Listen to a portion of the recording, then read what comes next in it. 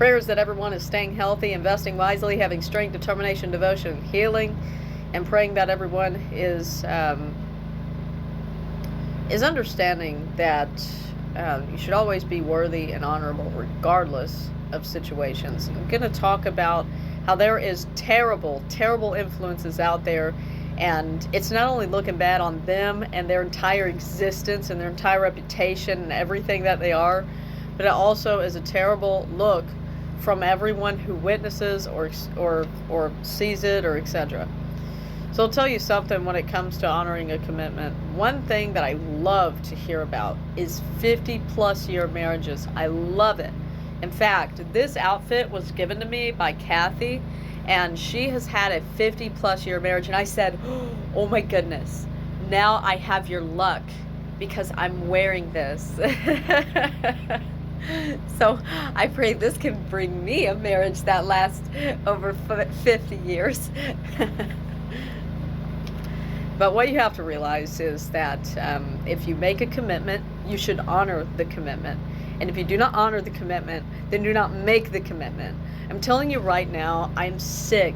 I'm absolutely sick and tired of stupid, dumbfound dishonorability. I'm just going to say it as it is. People are like, whoa, that's a big upsettingness or anger. Well, I'll tell you something. I do have self-control. But one thing that I absolutely cannot stand and absolutely just grinds my gears and anger and upsettingness is when people dishonor their own commitment. Okay?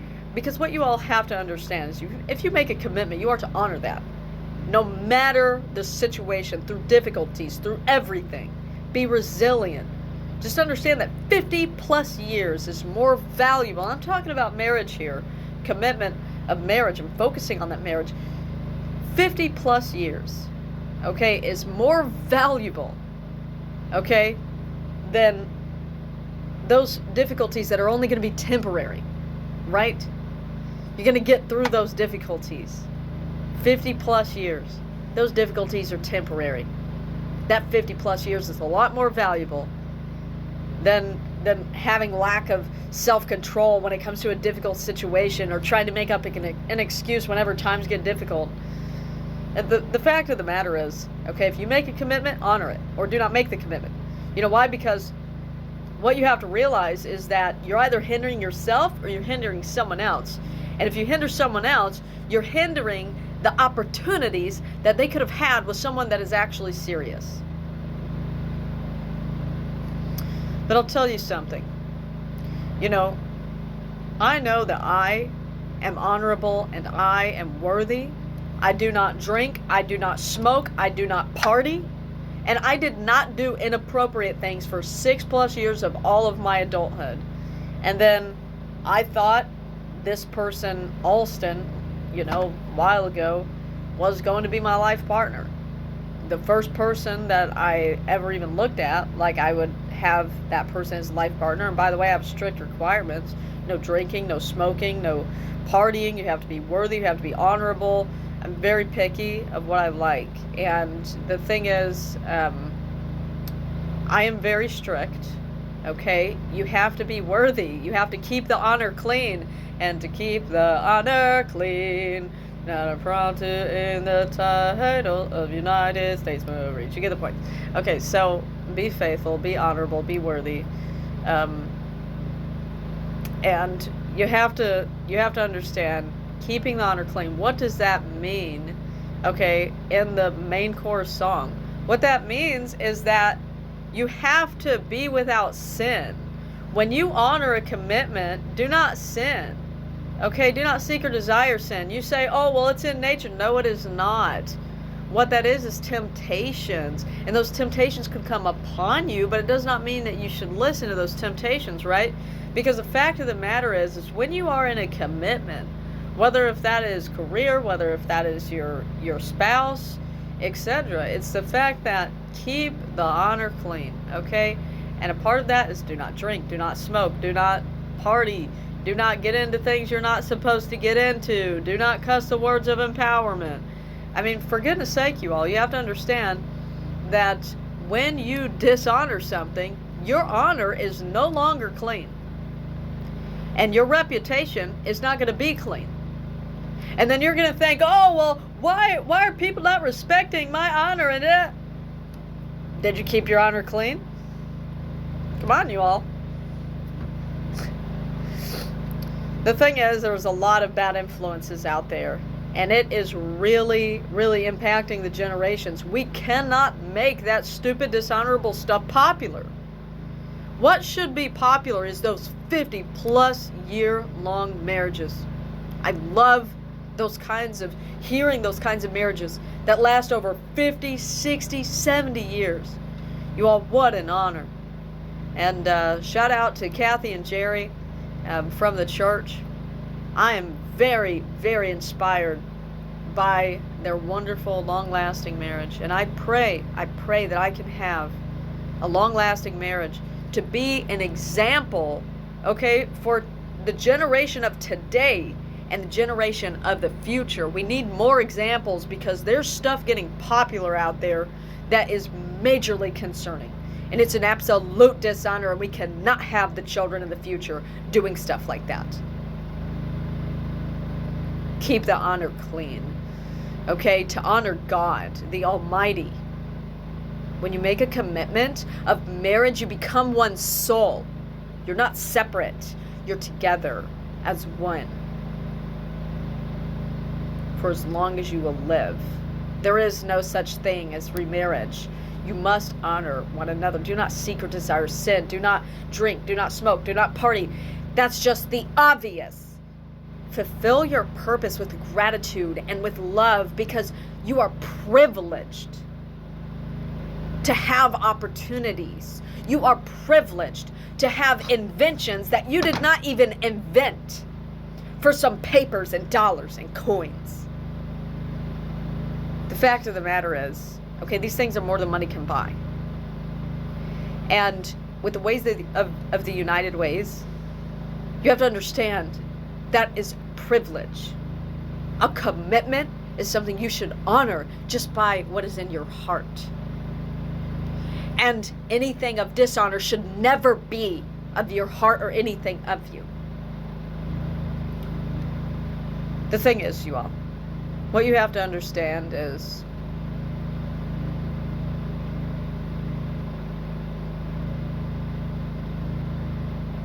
we must pray for the generations of today and the future, that long-lasting marriages will be popularized, because you all know what has been popularized. And we, as the influencers, create the generations of the future in ways to where they are influenced, they are inspired. And that is a lot of pressure. It's a lot of weight. And if you do not feel that pressure, if you do not feel that weight, then something is wrong. Because children, people are going to be looking up to you, whether if you're an influencer or not. In your daily lives, you may not understand it. It could be through the layers of the dimensions. It could be through the layers of life. It could be through telepathic ways, or however we are connected. But you are influential to someone, somewhere, at some point. So I want you all to understand that you should always keep your honor clean. If you make a commitment, honor that. Through everything, through anything, honor. And if you are being dishonored, then you are not to tolerate a dishonor. You are to help that person go through therapy or whatsoever else is needed, and you are to try every single thing that you can. And if you've tried every single thing that you can, then it would not be a dishonor on your behalf.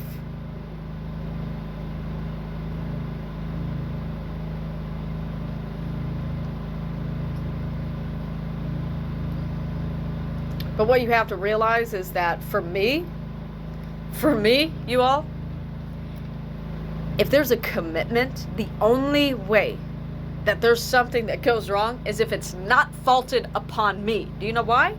Because my reputation is everything. My honor is everything. I keep my honor clean.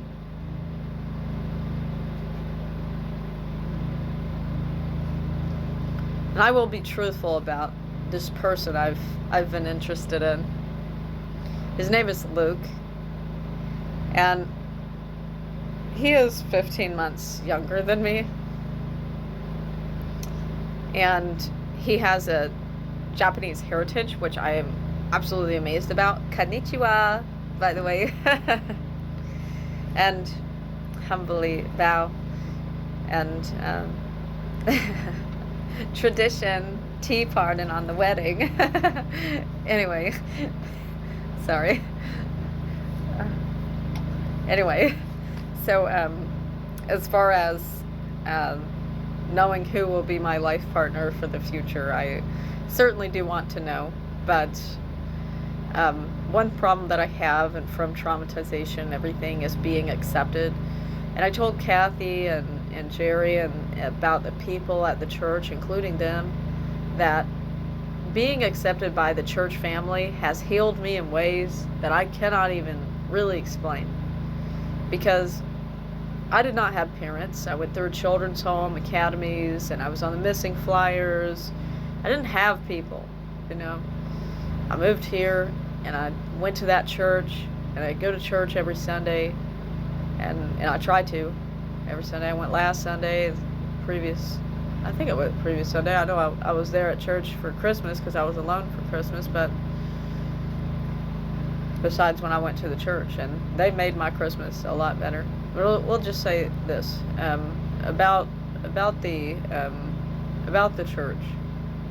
They accepted me in ways that I cannot even necessarily explain, and it just feels like they care about me, you know. And I'm not used to that, and it's a very special feeling, I'll tell you, and it makes me feel very, very happy, you know.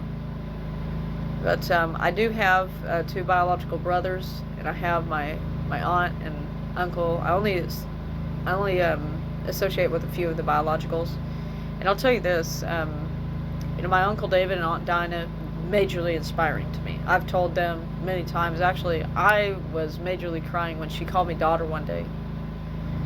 And I know she does not feel comfortable with me calling her mom, but I call her Auntie Ann, or Aunt Dinah, and call Uncle David Unky Davy, a chaplain in the military, 20 plus years, combat veteran, you know, very honorable, worthy being.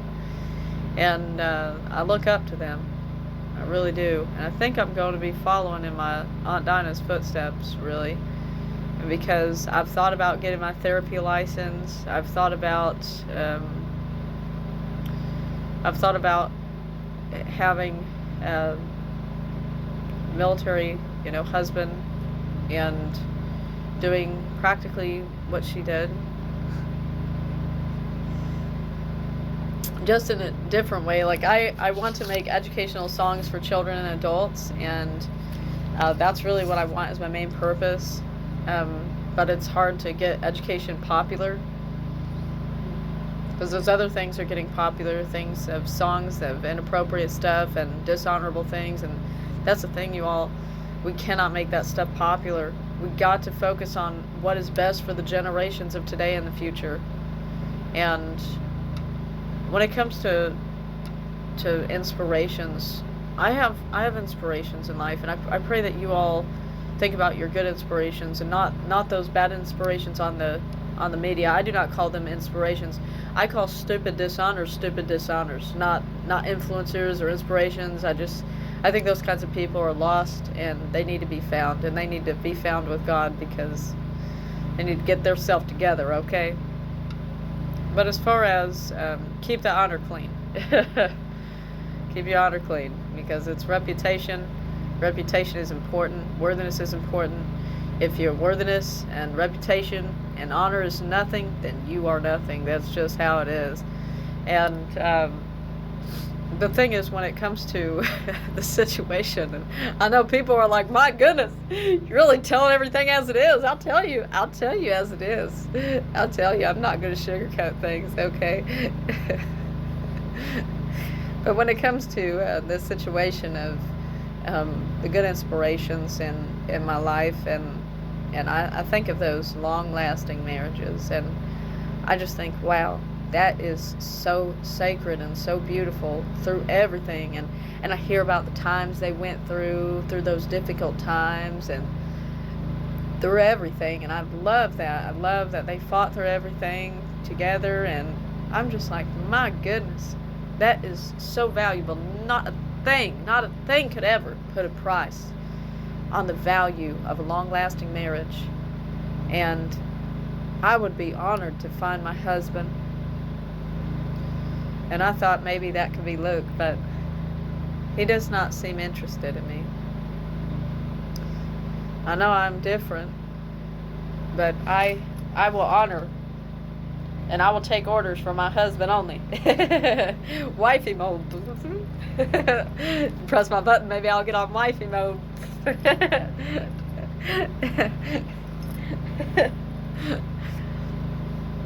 Anyway, I'm a very strict person.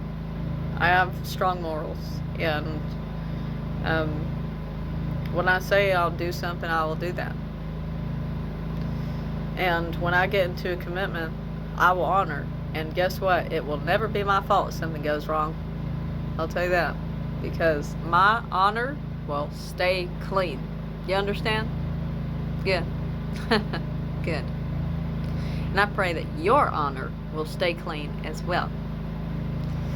But if you all would like to comment the longest lasting marriage that you have ever heard, put in the comments now. I'd love to hear. I love to hear about long lasting marriages.